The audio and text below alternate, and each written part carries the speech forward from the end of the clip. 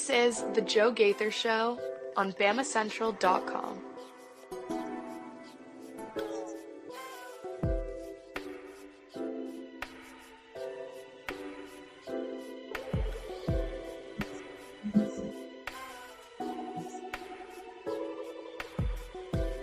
Good morning, Tuscaloosa.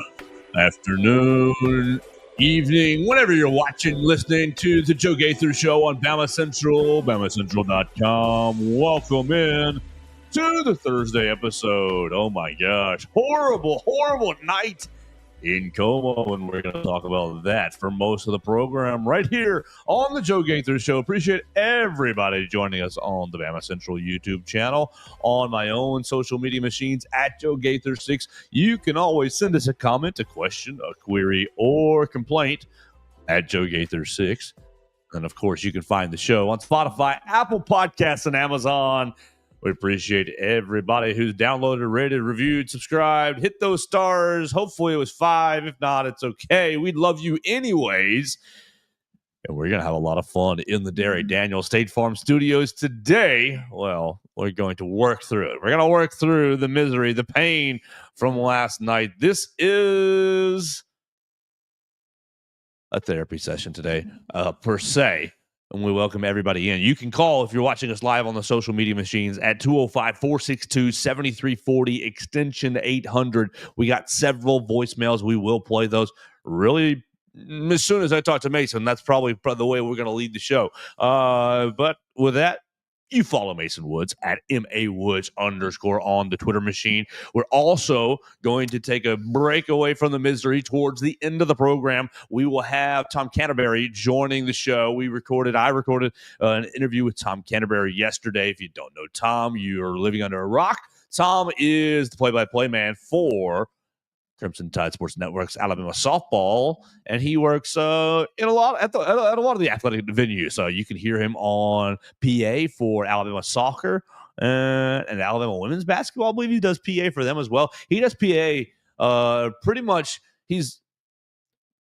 I think he's right behind Tony Giles in the pecking order at the university. Maybe there's somebody else in between, but I think he's pretty much the second person in the pecking order for PA as far as Alabama athletics. So we'll hear him talking about this Alabama softball season. The ladies are 6-5. I'm very, very excited to hear his perspective. Yeah, well, it's measured. So it's fun. He's introducing a lot of the new softball athletes. Talks about Alyssa Vandegrift, who has dominated softball so far. So we're going to talk to Tom Canterbury. You can follow him at T Canterbury RTR. They've got a new radio station this year that they're on. They have swap stations again. You know those folks at Town Square Mason. They just keep bumping softball to new stations every year.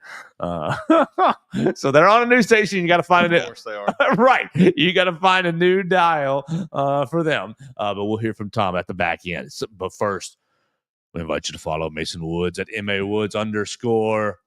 Oh my gosh, my friend. Why don't you give us a second of how you're feeling? I'm going to take this jacket off and sip some coffee. Yeah, that was a miserable evening for the most part. It was just abysmal from an Alabama standpoint. There's not really much good to take away. Mark Sears, I guess, good offensive performance. Mark Sears, abysmal defense. Absolutely terrible defense. Yeah, I had you. Okay, absolutely terrible defense. Just all around. I don't think there was anyone you could point to on last night's team, top to bottom, that played good defense on really any given possession, basically. But I mean, you continue to look good offensively, which, as we have been saying all season, it's only going to take you so far. And here we are in crunch time playing good teams, and it only took you so far. Very, very disappointing evening. Difficult pill to swallow watching that basketball game, realizing, from the opening tip, basically. Woo! Yeah, I told you when you walked in, like it's not often that you pick a team to lose and still give them too much credit. And I did that last night. I picked, I think it said 82-79 was my final score. Yeah. And it was a shooting barrage from both teams, but Alabama just I think you could have thrown anybody out there and they were going to score in Alabama last night. So it was just awful. Really, really tough. 2-game skid for Alabama, especially now because I think Florida takes over the second place in the SEC standings. Yeah. So you have kind of played your way out of potentially winning a share of that regular season title now, and it's just disappointing all around. Absolutely. Really, really. I mean, that's the word is disappointing. Let me pull. It was all right there for him. That guy, our friend Everett Osborne on the Facebook machine says, definitely a horrible night. How can they improve the defense? And it seems like they didn't want to play. Well, okay. Well, yeah, we should address Everett first, and then we'll get these voicemails. Yeah, that's what we're gonna do. Look, I don't disagree in the fact that they didn't want to be there. It sure looked that way.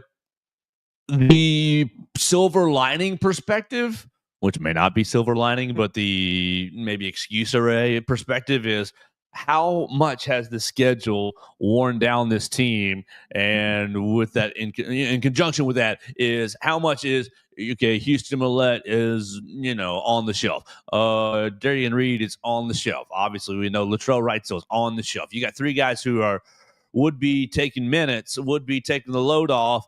And all of a sudden, this 12-man team that you thought was going to be so deep and running teams all ragged may not be running teams ragged lately because the schedule's been so tough. Yeah, I mean, I think that could definitely be part of it. I'm going to sit here and try to find any silver lining I can with this loss.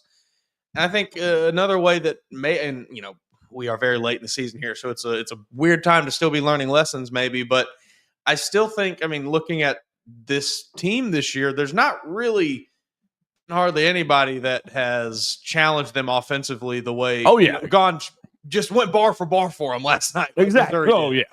And, they have basically had the luxury of just saying, like, we can play mediocre defense and just outscore everyone. Finally, last night, you run into a team that says, no. 110, no problem. Yeah.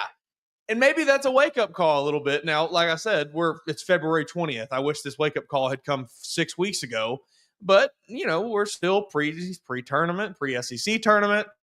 Maybe this is one of the final wake-up calls this Alabama team needed to finally think goals that, hey, you got to play damn defense. I had a lot of people in the Twitter comments yesterday, last night, talking about. I said because I put out there that hey, the offense is fine. Yeah, offense wasn't the issue. And I got turnovers. I said, yeah, you scored 98 points with the 14 turnovers. Like, yes, that's an issue to overcome. But if you would play an ounce of defense, not the turnovers take your offense from that's a 100 on the rating to 98.5. Takes you down a notch or two, maybe even 97. You want to knock them 3 percentage points for the turnover, but the defense.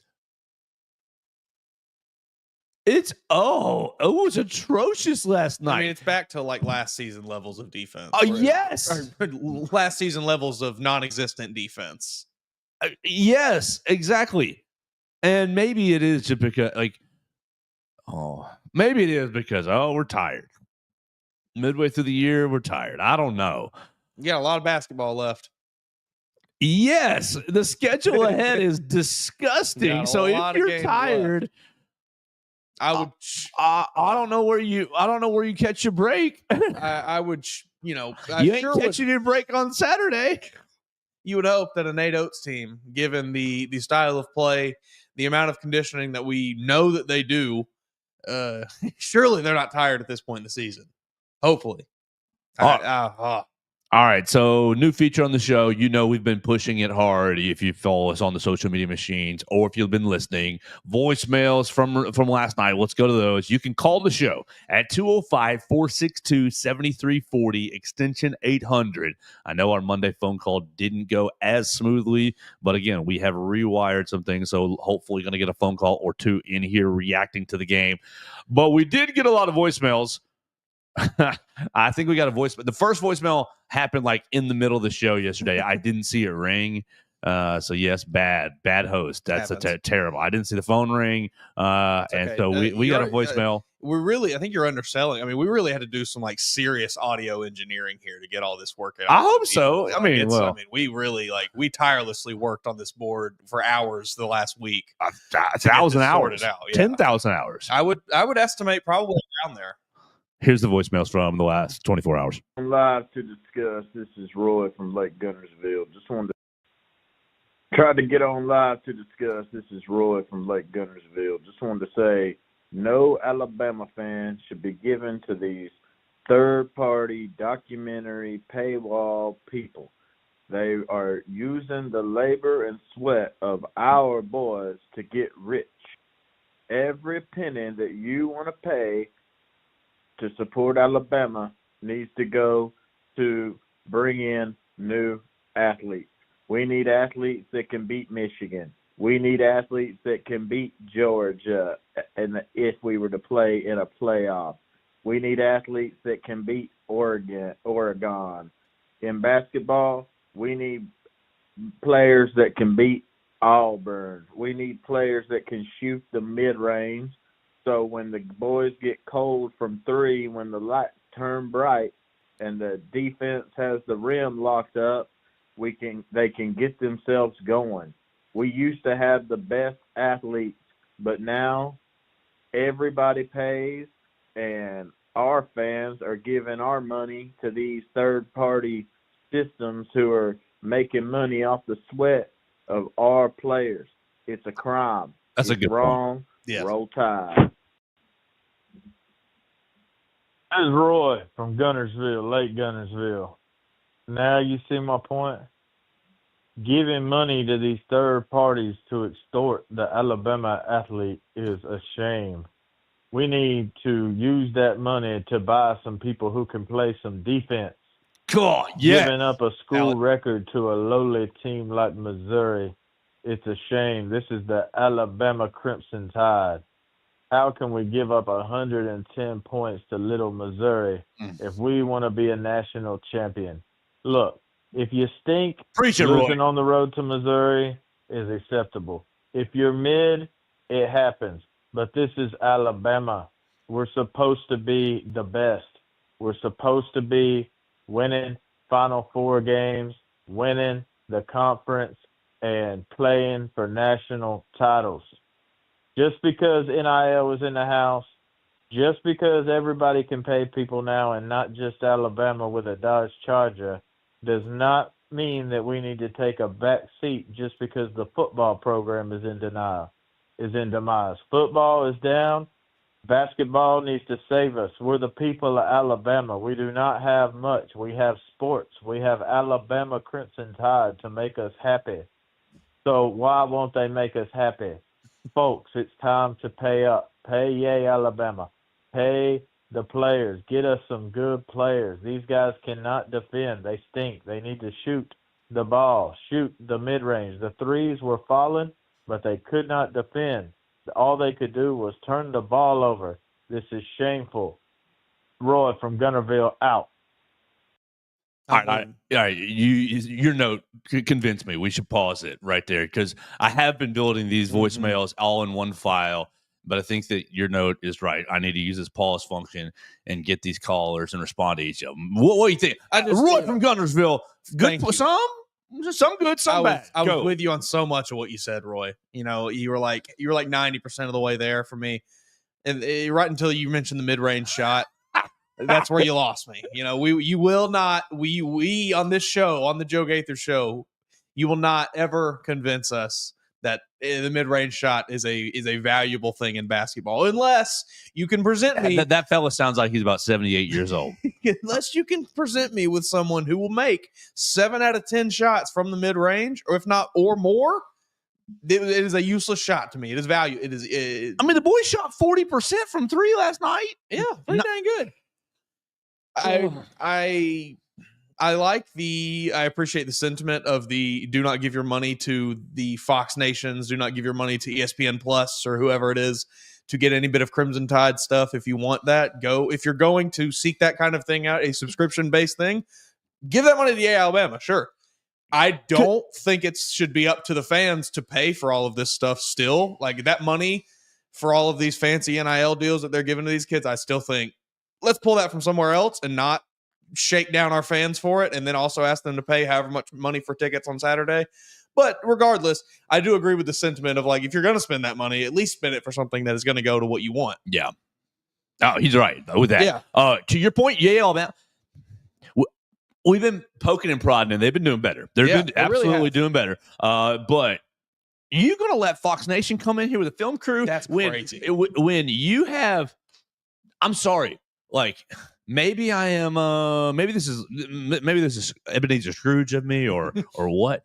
But look, where did I find you, Mason? I found you free bleeping labor, and if free labor from the university. I need help at the radio station. I need help. I am drowning in work. And what happened? They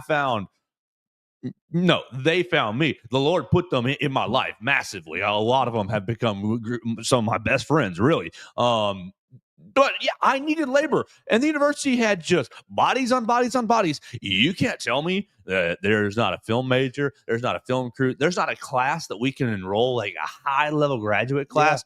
Yeah. Guys, here's your yearly project. Here's the fall project. Right, exactly. You got this is a double semester class. Yeah. And the first semester is all in.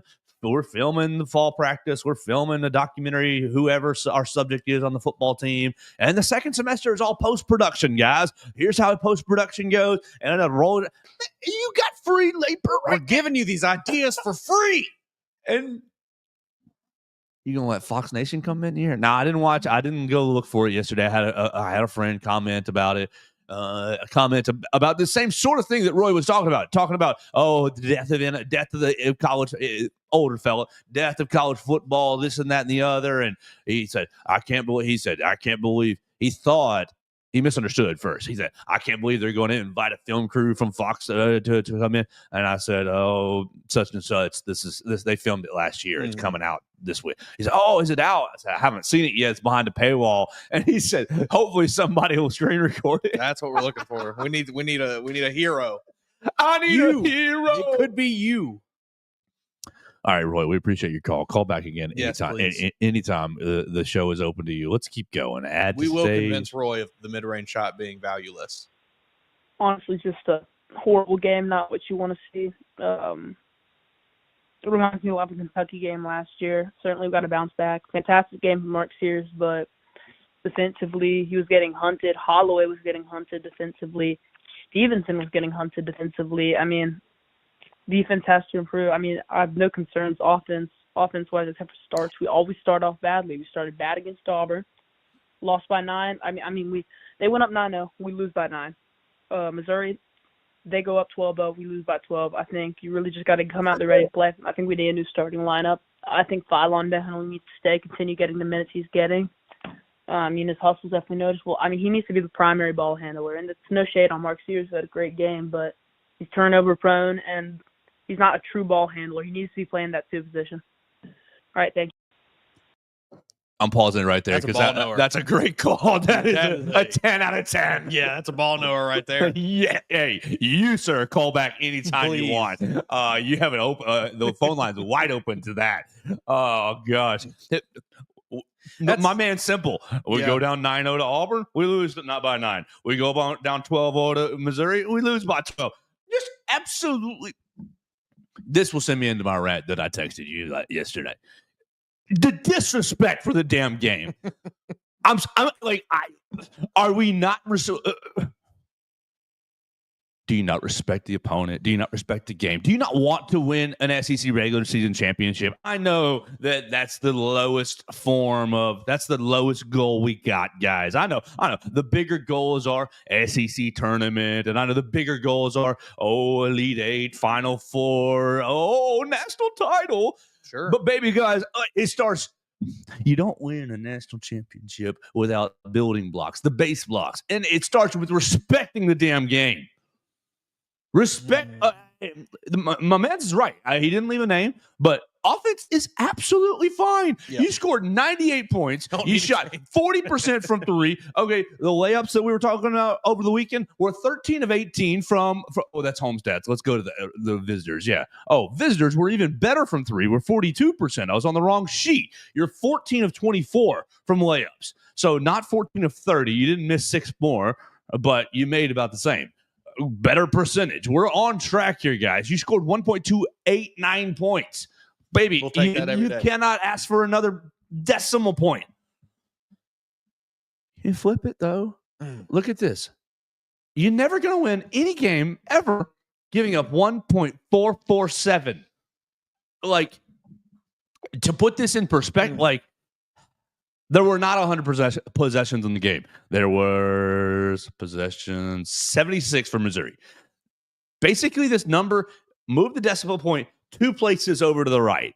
If they played a 100 possession game, just even, each side gets 100 possessions. Missouri scores 144 points. Does that make the points per possession clear to you? 144. I mean, just absolutely atrocious. Like I'm almost struggling to think of worse performance. I don't know the last time I saw a performance this horrible from Alabama. 1 point. That's horrible. Mark Mitchell, former McDonald's All-American, Duke transfer, finding new life in Missouri. 31 points, 11 of 15. Had nothing for that young man inside. Had nothing, no answer. 8 for 12 from the free throw line. My man got those points the hard way. Yeah, I mean, what was their points in the paint? Let's see it. I know it was bad. It was okay. We got outscored 40-38. Absolutely atrocious.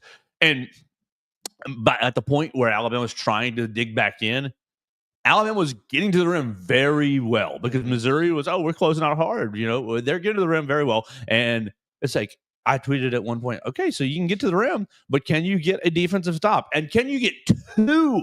Because that was the impossible thing is we'll get 1, we'll go down and score, and then we'll give it up. We'll give it up. We'll give it up. It's like we got to the trick, guys, is 2 defensive possessions in a row. You don't you cut into a lead. Otherwise, you're just going 1 for 1 here. Oh man, okay? So the continuance of that. Do you respect the game? Last year was magic. It was great. It was a lot of fun. I will not trade anything in this world for that. To not have that experience. You were playing with house money. I wonder if you've got leaders from last year's team, Mo D, Mark, Grant, the guys who were actually on the team. And I don't know. I'm not in the locker room. But my question right here is, did last year's Final Four run teach the leadership squad, teach the leadership part of the team that, it's just a Wednesday night in Como. Mm-hmm. We can flip the switch late. Because they've been winning games at a much higher rate than last year. Sure. And I think athletically speaking, personnel-wise, I think those 2 factors are more suited to the style, are more suited to Nate Oates' team, are more suited to the defensive ask, what we're asking them to do. But I don't think the effort's been any better as far as the entirety of the year. Entirety of the year. Now, I think, you look at defensive efficiency. I haven't looked at KenPom this morning. He was at 40 last night. Just disgusting. Defensive efficient. But it was at like 100 last year. So it was like 102, 110. So it is better. We've got to recognize that it is better. But I think it's better. I wonder if it's better. They dropped to 46, from 40 to 46. I think it's better because you reloaded the roster, you shuffled up the personnel, and we're putting, more complete looks on the floor. It's not better from an attitude, an effort, a philosophy standpoint. Exactly. It's just, hey, we did get better guys on this team than we had last year. Longer arms, more bigs. Yes. There's just so much more that could be gotten out of this. That's team. what drives me absolutely bonkers is that I think Auburn is as close to their ceiling as they're going to get. And Bruce Pearl, he's got a really Nate Oates has an easier job right now than Bruce Pearl. Bruce Pearl has their team at max right now. And so his trick is, can I keep this bad boy at max for another month and a half? It's tough to do. Yeah. It's not to do. Like, we gonna keep him on max for another month and a half. It can be done. Sure. I'm not saying it can be done, but all it takes is one conference loss you didn't expect, one road game. You just run out of gas a little bit, and then it's like everybody looks around a little bit. Man, you just run out of gas, Lights. and that's how a Yale happens. And so I think he's got a harder task because look. Did you pay attention to the post game? Probably not. It's okay because you didn't have to write. I missed it. I know there was a fire. Yes. So, procedure. Road team always goes first. Get the road team into the press conference so they can say, "Oh, we lost. Oh, we won. We're getting out of here." Whatever the case, we're leaving. Right? They got a road trip. I get a text. Has Nate started? No. Has Nate started? No. And then I get, they let Dennis Gates go first. And you know what was going on. Nate was in there peeling the paint off the walls going, "You mother, where's your hard hat, blue collar this? You white collar softy son of a guns." Like, I had a friend text me this. I'm using her line. I'm using her daddy's line. What did she say? Softer than cotton candy in the rain. That's good. That's good. That's good. Those boys are softer than cotton candy in the rain. And I thought, I'm stealing that. But Nate was just like, that's why he didn't get in there. I guarantee it. It was you. I can't believe you let one slip. Oh, the league title. And good on you, coach. I hope you were. I hope I am not wrongfully assuming. But it took him a while to get there. When he did get there, he got sat down for about 45 seconds, and then fire alarm went off. He's like, "Well, they were on fire," and they left. I mean, you saw him, reach into his bag of tricks last night, and obviously, that technical, I think was. I do think it was Nate getting emotional a bit and getting frustrated, but also I think he does know in the back of his head, I got to do something to get this team fired up. So you go out there, you use your technical foul as the coach. First time this year. First one this year. It just did nothing for this team. I mean, you get a little run, I guess. You brought it within 10. I think you tied it at one point. Real late, you tied it. But then just right back to it. In that half, yeah. In that but no, they were never ahead. 2 games in a row, not a single time on the lead. Now let's keep going with the voicemails, and we'll keep it, and we'll see what happens. What's going on, Joe and Mason? Oh my God! Before I play these, this is a friend of mine who I have a question for you, sir. I love you. Thank you for calling. I don't know if these are.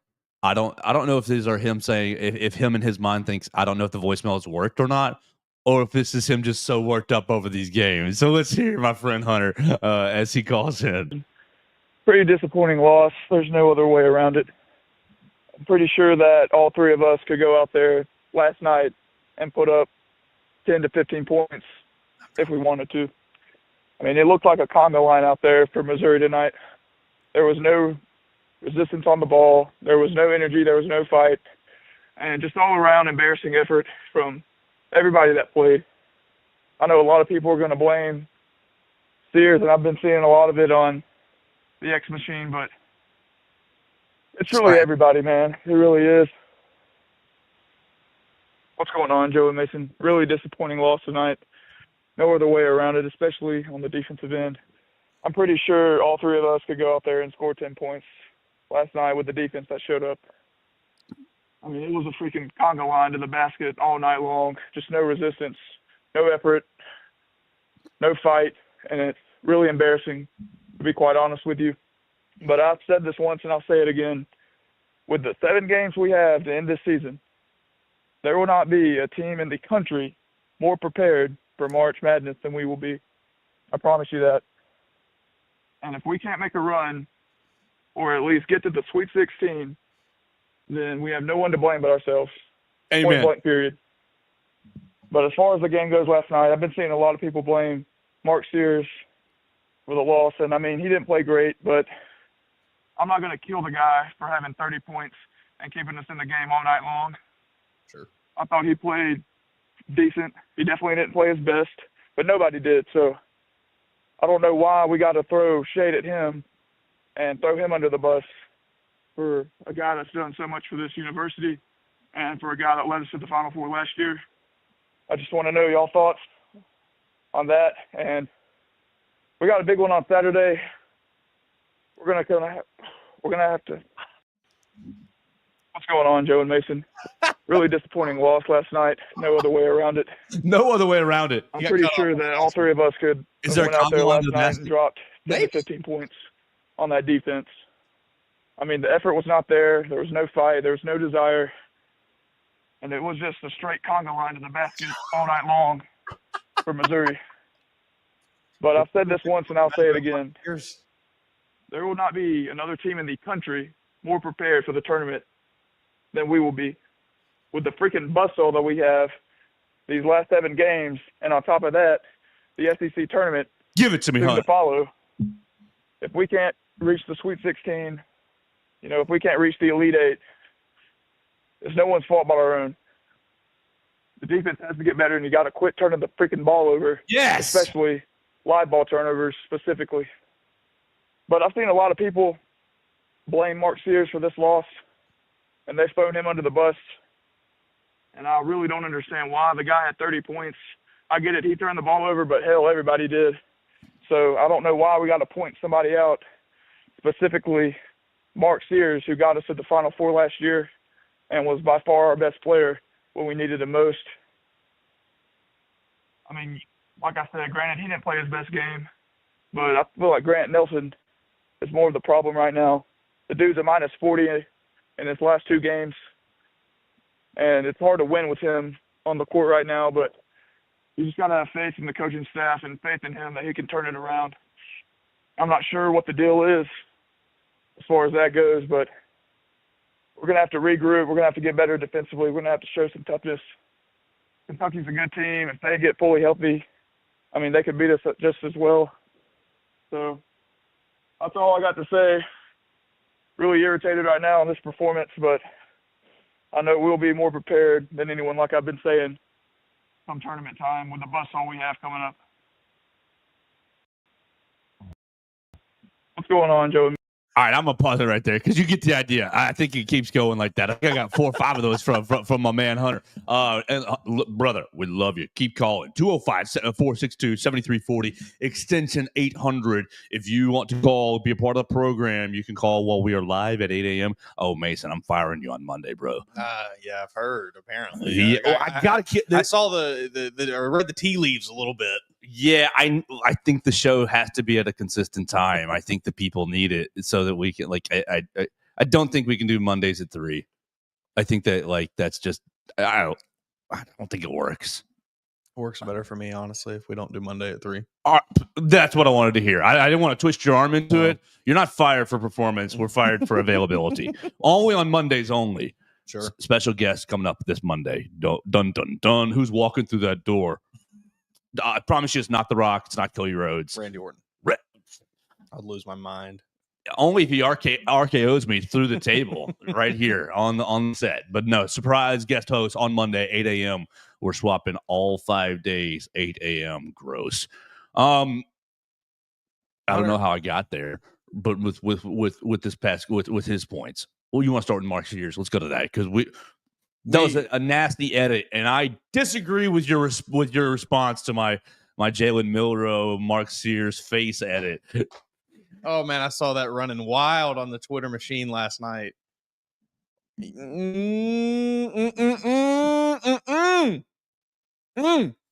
Does Mark Sears have a deficiency that he just can't overcome, like Mr. Milroe had maybe a deficiency that he never overcome?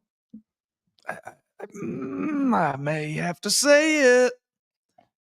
Mark Sears is just objectively never going to be a good defender. He's just never going to be a good defender. He is too small to defend. I love what he can do offensively. You are a fantastic slasher. You can shoot extremely well. You can distribute the ball well at times. I love him. I love Mark Sears. He has done fantastic things for this basketball team. Hunter said it in his call. He carried them back to the Final Four last year. It was awesome. But the first caller, second caller, said they hunted Mark Sears. Bingo. Keep going. And they're not the first team to have done that. Mm-mm. Not the first team to have done it this year. Teams did it last year. It's just unfortunate. Defenses teed off on Jalen Milroe because they knew he couldn't pass. They knew that he wasn't going to beat them with his arm. They knew if they got a little bit of pressure on him, he was going to go happy feet back there and probably throw an interception. This is the way that teams are teeing off on Mark Sears when they see him at the top of the point ready to defend. They know, all right, there's a path to the basket. Yeah. It's unfortunate, and it's Stop the ball.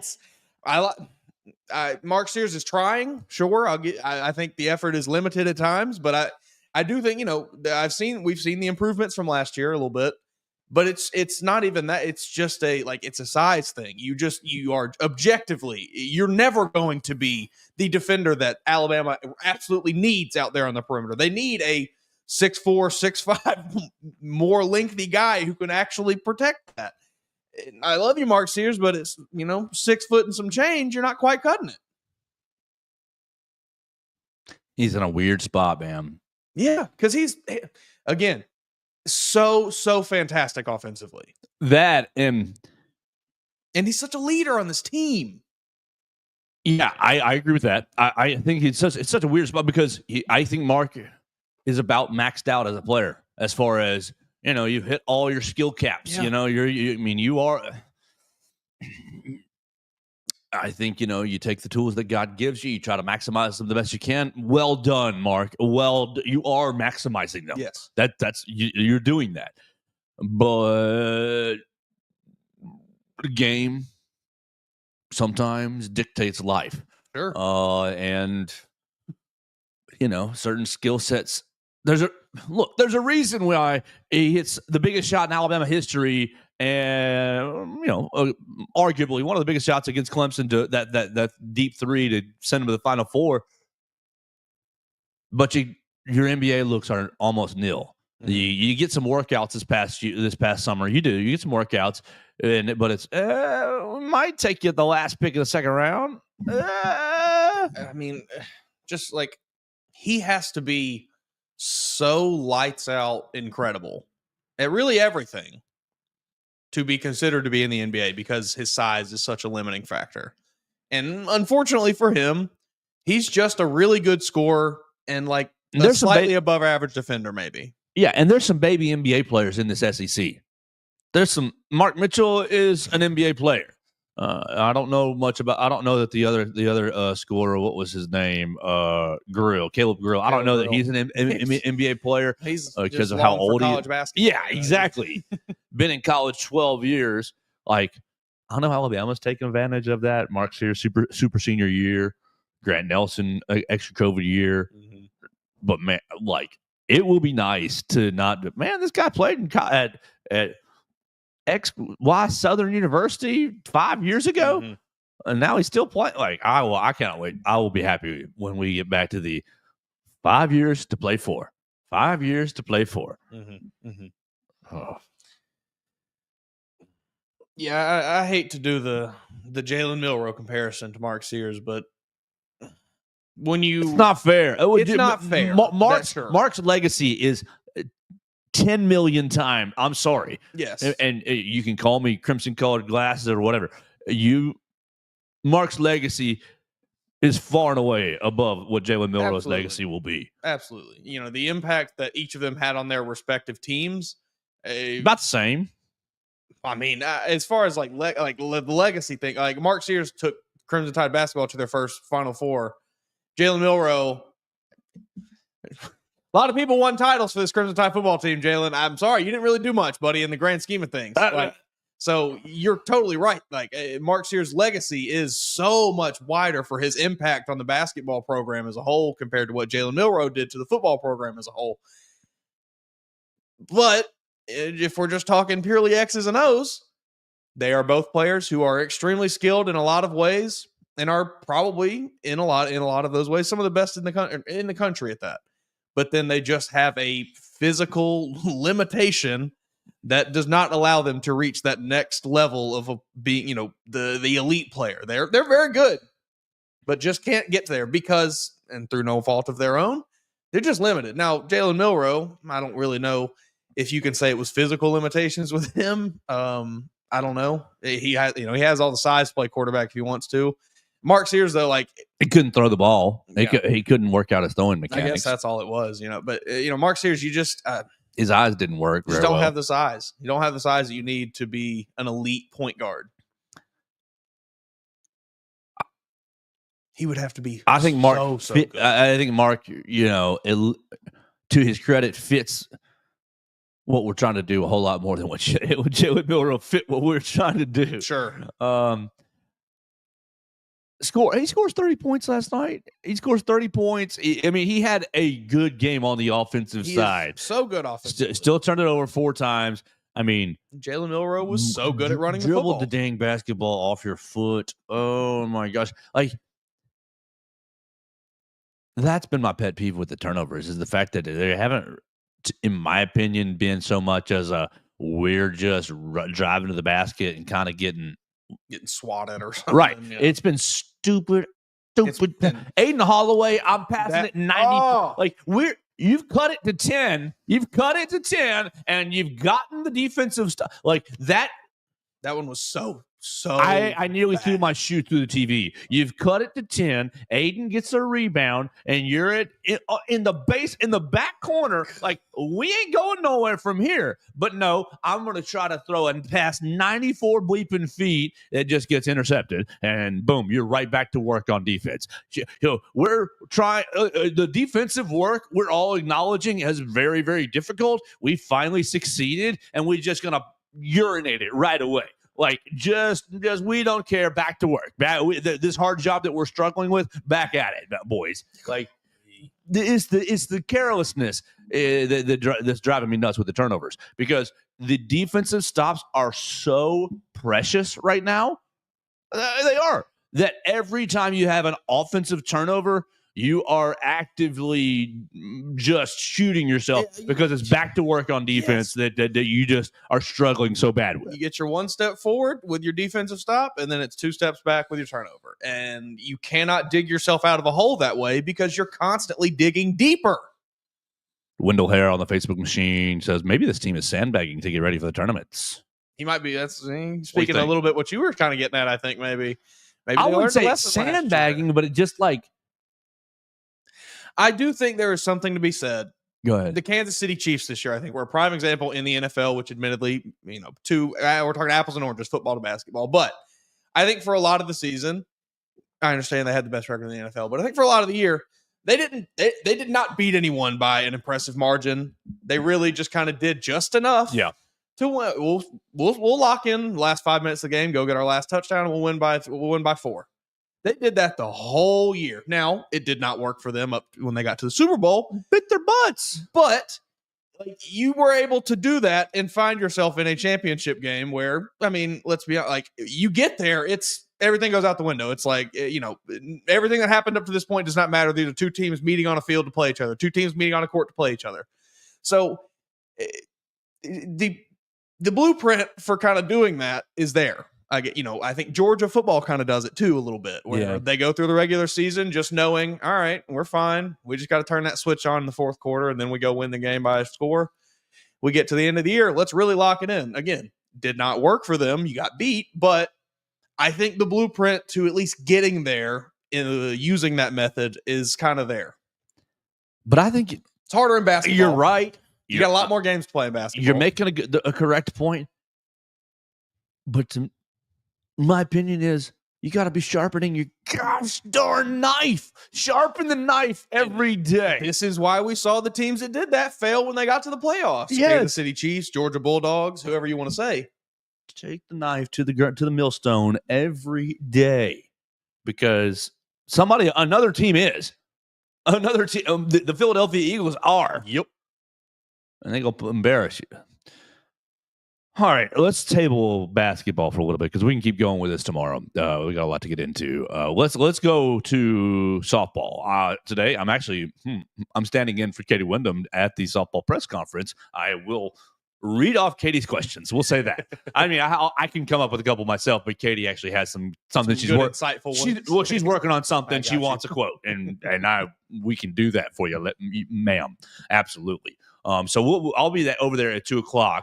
To shake Patrick Murphy's hand and welcome them back to Tuscaloosa. They're coming back from a 2-weekend road trip, and I spent time with Tom Canterbury yesterday in the old studio, my bedroom. You can listen to Tom and Gray on Catfish 100.1. He says that right here, and this is kind of just a little insight and preview for Alabama softball this season. All right, and we're going to step away from normal programming on the Joe Gaither Show and have a lot of fun previewing softball. Yes, this is pre-recorded. We recorded it last night, Wednesday evening, as Tuscaloosa froze. Goodness gracious, the weather is not conducive to the start of softball season, but we're here.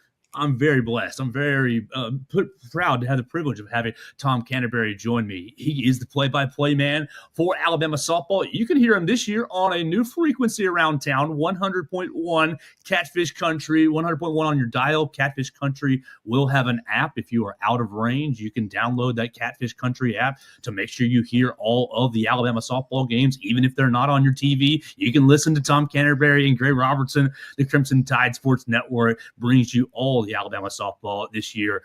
Tom, thank you for your time and welcome. And how are you? I'm good. Thank you so much for having me. Yeah, we have a bunch of different ways you can watch and listen to us this year. You got Catfish 100.1 FM. You got the Catfish app. We're on the Varsity app all year long as well. So yeah, we're there. And this week we actually have multi-platform excellence as the SEC Network Plus is taking our radio feed for the broadcast this weekend for the Bama Bash. So it's going to be a lot of Tom and Gray this weekend for you. Oh, that's good. That's the recipe that we like in the Alabama softball family. Will you have the webcam facing you guys? And can we work the webcam into SEC Network Plus? We'll see what we can do. I know we will have the booth cam at some point. We're still, because there's basketball and baseball still going on. It's not every game, but we'll have it at some point for sure. Well, we love the highlights from the webcam. You guys getting excited for the ladies every time they make big plays. And there's been big plays already this year. 2 weeks in, a couple nice wins, maybe a couple disappointments, but still very, very early. 6-5 on the early season. I had a weekend tournament in Arizona, had a weekend tournament in Florida, and now we're coming back to Tuscaloosa. So for anybody who hasn't plugged in quite yet, the spring sports always catch up to me. There's going to be a lot of change. Caleb Beaver no longer with the program. You brought in a lot of talent in the portal and from the recruiting train. What are we making of this team so far? Obviously, a lot to work on and a lot to grow. But so far, through 2 weeks, how has the team kind of looked to you, and what's been exciting for you? A lot of the new faces have been really exciting. Starting off at the top of the order with Audrey Vandegrift, who has been just amazing as a true freshman. Batting. She just, after last night, as we're recording, just dropped below 500 in the batting average, but still doing outstanding. Yeah, she's 15 of 16 stolen bases against UCLA in Clearwater. Led off the game with a home run and had a RBI double her next at bat. And it just makes it where defenses don't know what to do with her because she can slap, she can bunt, she has all the speed in the world, but she can also knock it out of the ballpark. So it's going to be very difficult for defenses to kind of figure out how to deal with her moving forward. Larissa Pruitt behind her, the junior, has really stepped up. She had 9 RBIs all of last year, already has 8 this season, and is a great 1-2 punch at the top of the order, followed by Lex Papillo, who transferred in, power hitter coming out of Northern Iowa, who at the Rocket City Showcase in Huntsville on Tuesday night hit maybe the longest home run I've ever seen at Alabama, only maybe behind the iconic shot that Bailey Hemphill hit at Auburn in 2021. That's what I was going to ask. Yeah, I mean, we looked at it because you're in the Trash Pandas Stadium, the minor league baseball park, and it was down the right field line. And down the right field line for the baseball park, it's 325 down the line. And this home run hit right at the warning track of that. So, I mean, it was absolutely demolished. And the question for her was going to be, she put up great numbers at Northern Iowa. Will it transfer coming up to a higher division team? And boy, has it. It has been amazing to watch her hit. The offense, which has been the issue for Alabama in years past, even though that issue did result in Alabama going to the Women's College World Series the past 2 years. The issue. Right. You wanted a little bit more consistently and a little bit more power from your offense. The offense is giving that for Alabama right now. The problem right now for Alabama has been looking for consistency defensively in the pitching circle. Like you said, Caleb Beaver is not here anymore. Montana Fouts is a couple of years gone. So it's a little bit more of figuring out where everybody is going to fit in that pitching staff. Jocelyn Brisky, the sophomore out of Phoenix, Arizona, who had some great outings last year, kind of thought she was going to be the number one, and I think she still will be.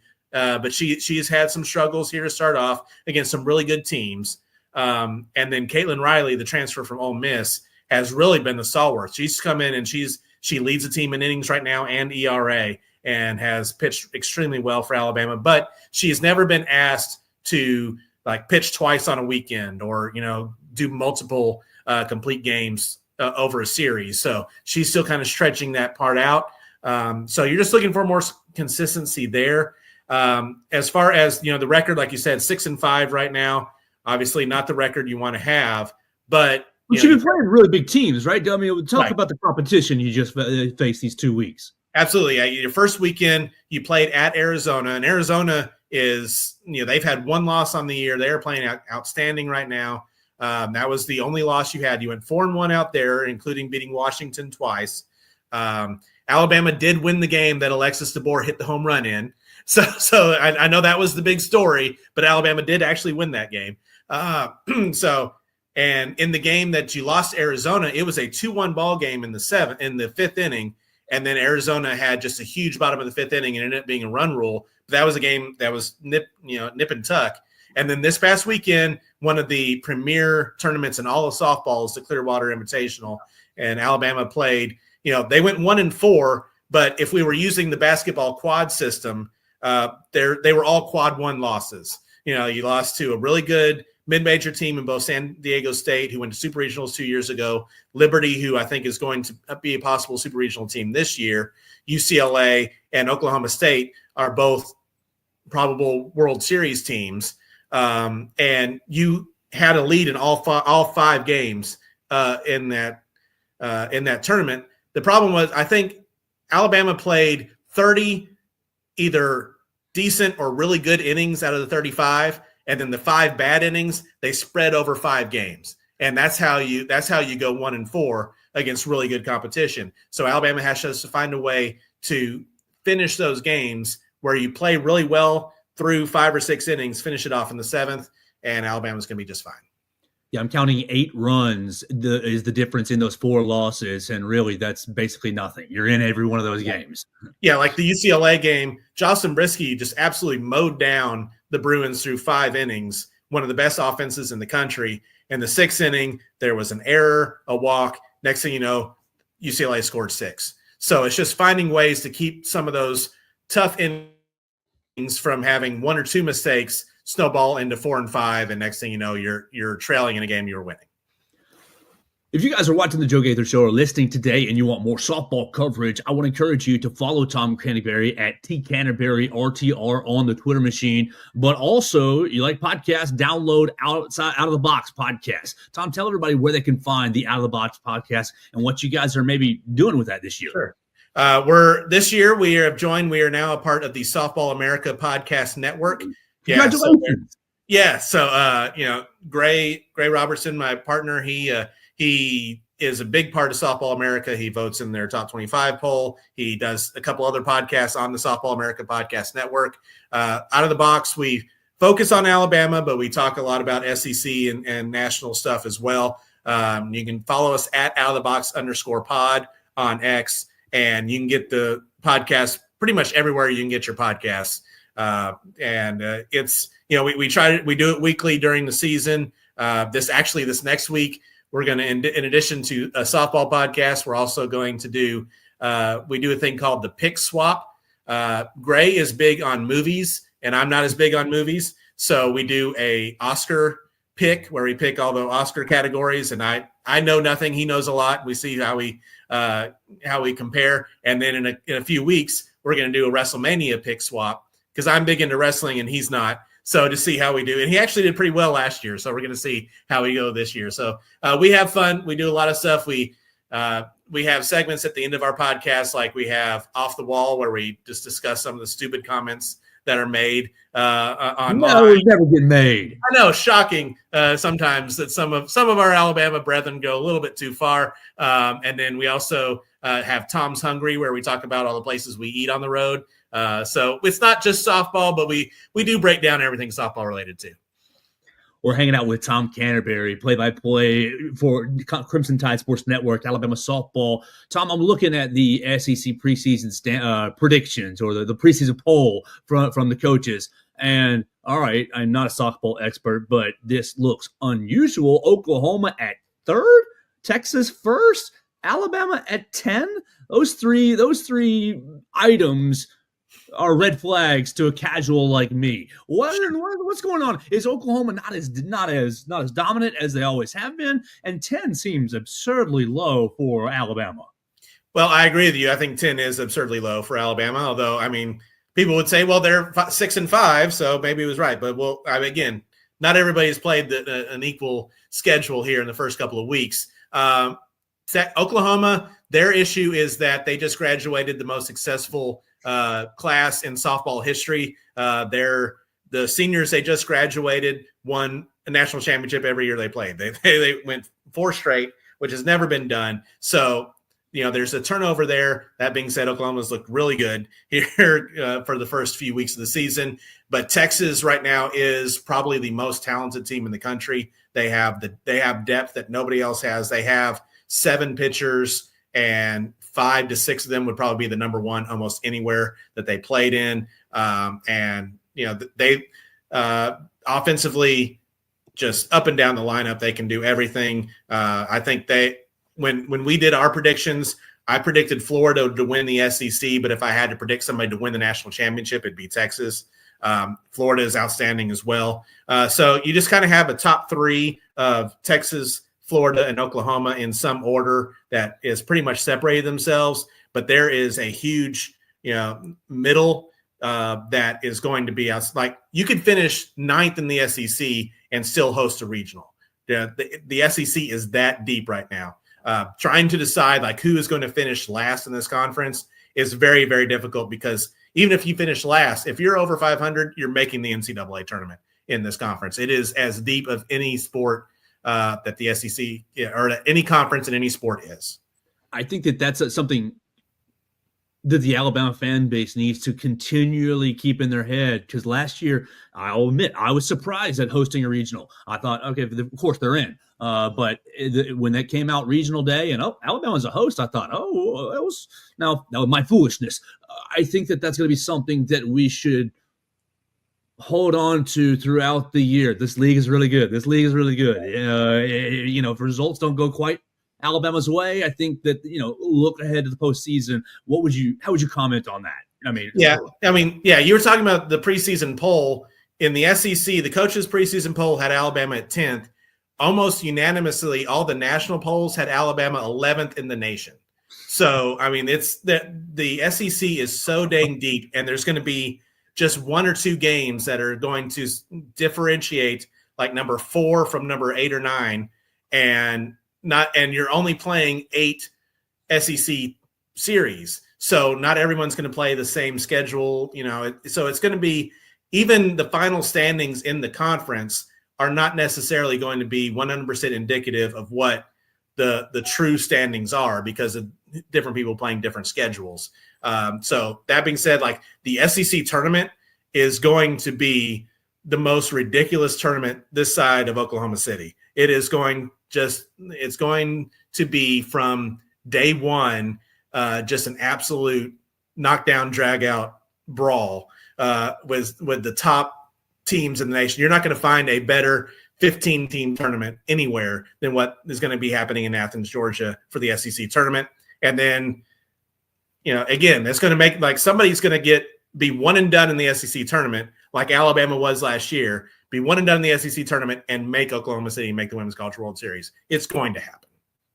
It's going to be a fun year, and it starts this weekend over at the Rhodes House. I mean, we've been at it for 2 weeks, but the ladies are back in Tuscaloosa this week for the Easton Bama Bash. You got Virginia Tech, Southern Utah, and Drake. Now, obviously, those two names don't excite us too much, but the first home affair in Rhodes Stadium, first chance to see the ladies in front of a home crowd.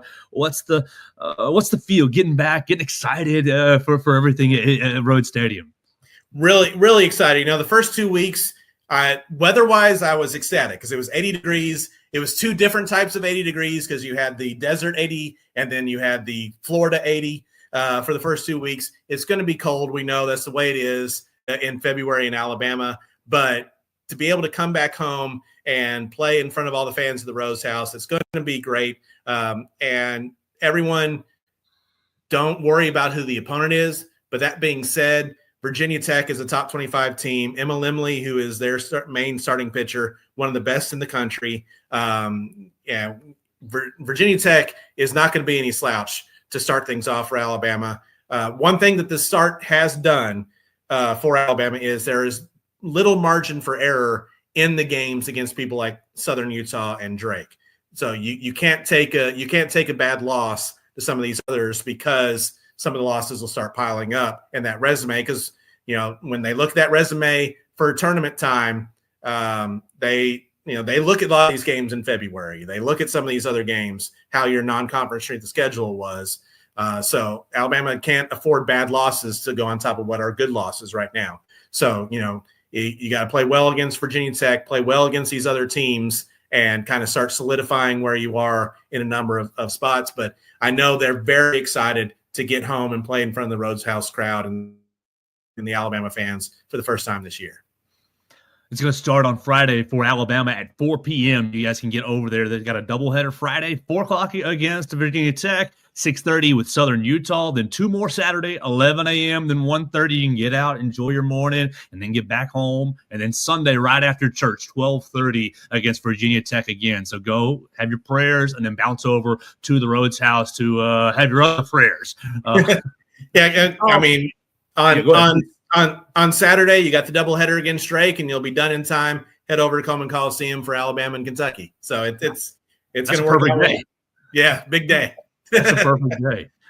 Tom, you mentioned wrestling, so I can't get you out of here without a question or two because we sometimes dabble, especially when there's big weekends. What you think the Jey Uso stuff? That's been the main storyline. Now I've been to 2 Raws since then, and it was just absurd. Everybody going crazy. What do you think about where we are in WWE? You're seeing a lot of Triple H is dropping the ball on this, on that, on this, on that. But we're still talking about it. Yeah. Well, I maintain, and I always have, that no one hates wrestling like wrestling fans online.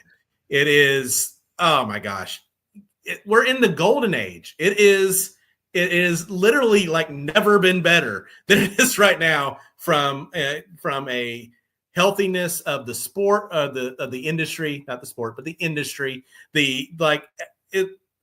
I don't think enough has been made about the partnership right now with Total Nonstop Action. I think, Moose last night challenging our boy Obafemi.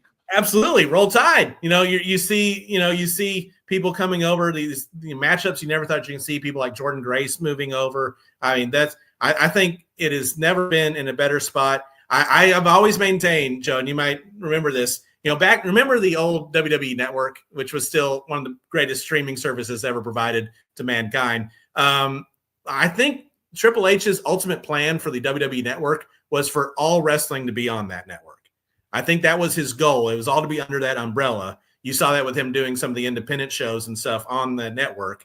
But then AEW came along, the pandemic came along, and some of that stuff got put on the back burner. But I think the combination, the partnership with TNA is kind of part of that, to where he's bringing all this stuff together, and it's really cool to see. Now you mentioned Jey Uso.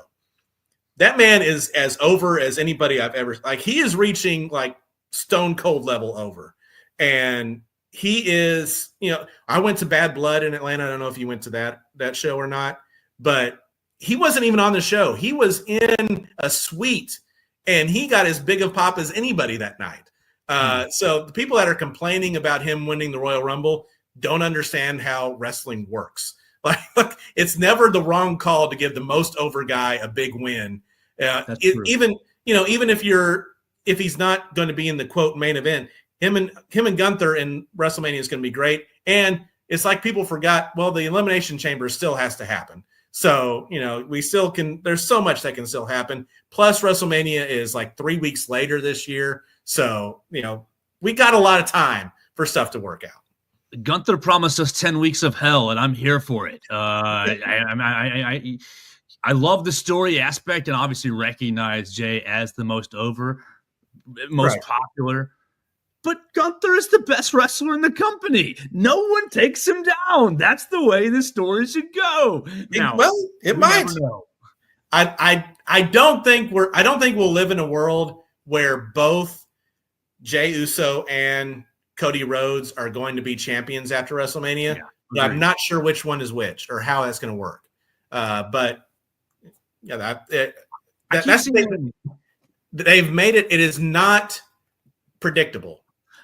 Yes, but the unpredictable stuff makes sense. That's what's been so fun, right? Which has not always been the case with wrestling. I keep seeing, like, I was in the camp of Cena winning at WrestleMania, winning 17th at WrestleMania, but I heard controversial character Bully Ray the other day say, "Oh, they're gonna stretch it all the way out, and he's gonna win it in his final match and just kind of leave it." As I said, that would be a beautiful moment. So maybe Cody will win, Gunther loses, and everybody yeets out of WrestleMania. Well, sure. I mean, and here's the thing: the story, like, we talk so much about Cody Rhodes, finishing the story, but the story never ends. So let's give it. If your favorite doesn't win this time, he might win next time. That's just kind of the way that goes. What was it? Clash of the Castle. Drew McIntyre's getting screwed over again, and everyone in the place is going boo, just losing their minds, booing. And I just thought, this is great. I like Drew McIntyre. I love it. But it was just like they're all leaving so angry. At 6:59, they're gonna be watching their TVs, ready for the next chapter. And I just think that's so much fun. And what did that result at Clash of the Castle create? One of the best heels in the company right now, Drew McIntyre. That's how I came back from Atlanta or from Nashville for that Vanderbilt loss. That was the night of Bad Blood. And I get back at 2 a.m. and I said, I got to start this right now. And I watched the Hell in the Cell, and I said, I cannot stay awake, but that was perfect. What a great story that turned out to be. Yeah, I'm honored that I got to see, even though it was while I was following, unfortunately, Alabama losing at Vanderbilt, but I got to see probably the match of the year live and in person with CM Punk and Drew in the Hell in a Cell. And I think CM Punk is kind of an X factor in like how much they're going to go with him WrestleMania wise here with Elimination Chamber.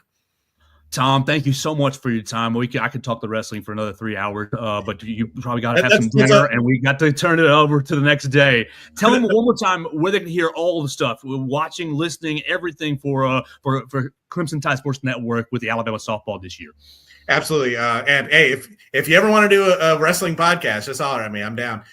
For Crimson Tide Sports Network coverage of Alabama softball this year, again, we're on 100.1 FM in Tuscaloosa. CatfishTuscaloosa.com is a website that you can listen live there on the Catfish Tuscaloosa app, as well as the Varsity app. We're on all those all season long. So just download those and you can take us anywhere. This weekend, the Easton Bama Bash, we have all the games for you. And they're using our radio feed on SEC Network Plus. And on Friday, 4:00 is the first pitch, and we're always on 15 minutes before first pitch. So 3:45 will be the airtime. Alabama, Virginia Tech, top 25 matchup. It's going to be a really high level of softball this weekend in T-Town. Get out of school, get out of work just a little early on Friday, bounce over to the Rhodes house and watch a big old matchup. Tom, thank you so much for having me. Absolutely. Thank you.